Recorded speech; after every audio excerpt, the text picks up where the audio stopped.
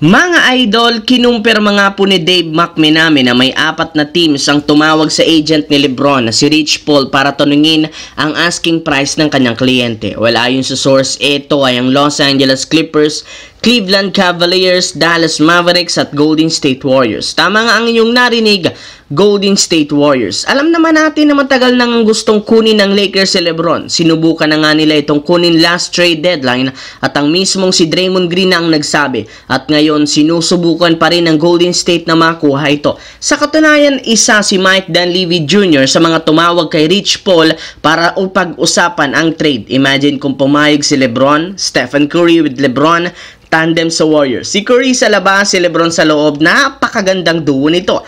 Meaning lamang nito kung hindi championship lineup o championship roster ang nabuo ni Rob Pelinka sa Lakers, paniguradong tuloy si LeBron James either sa Golden State o Dallas Mavericks. Samantala, naging kontrobersyal ang naging ending ng Game 1 ng PBA Finals sa pagitan ng San Miguel Beermen at Talk and Text matapos i-overturn ng mga official sa isang basket interference ang ginawang dunk ni Mo Tautua sa crucial seconds ng laro kahit man halos 3 possession na ang nakakalipas mula nang mangyari ang nasabing play. At kahit malaki ang naging epekto nito sa resulta ng Game 1. In fact, imbes na lamang ang SMB ng 1 point, nadihado pa sila at hindi nga nila nakompleto ang comeback dahil sa ginawang tawag ng mga referee. Kaya naging mainit nga ang diskusyon ngayon sa social media, lalo ng mga fans kung tama nga ba ang ginawa nila. Sari-saring opinyon ang nagsilabasan. Meron ditong nagsabi, tama ang ginawa ng mga referee dahil ginalaw rin naman talaga ni Tautua ang rim na siyang pasok